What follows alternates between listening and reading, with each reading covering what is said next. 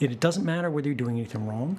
It doesn't matter whether you're the most ordinary person on Earth, because that's how bulk collection, which is the government's euphemism for mass surveillance, works. They simply collect it all in advance in hopes that one day it will become useful. How do you get a text message notification? How do you get an email notification?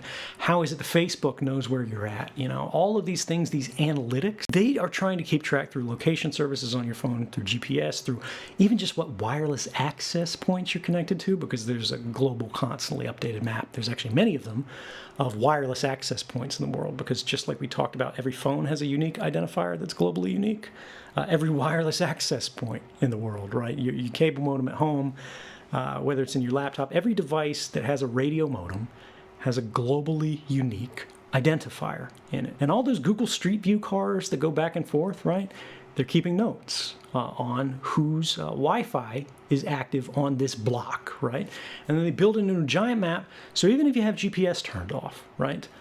As long as you're connected to Wi-Fi, those apps can go, well, I'm connected to Joe's Wi-Fi, but I can also see his neighbor's Wi-Fi here, and the other one in this apartment over here, and the other one in the apartment here.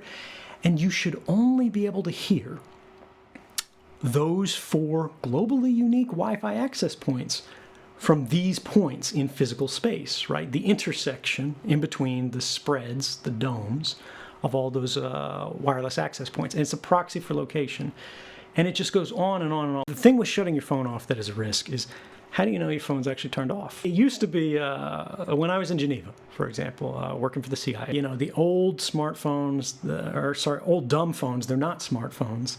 And the reason why was just because they had removable backs, where you could take the battery out, right? The one beautiful thing about technology is if there's no electricity in it, right? If there's no go juice available to it, if there's no battery connected to it, it's not sending anything, because you have to get power from somewhere. You have to have power in order to do work.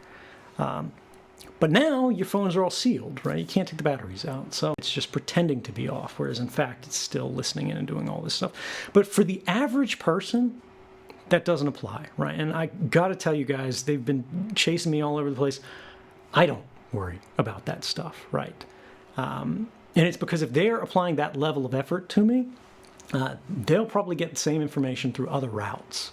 I am as careful as I can, and I use things like Faraday cages. I turn devices off.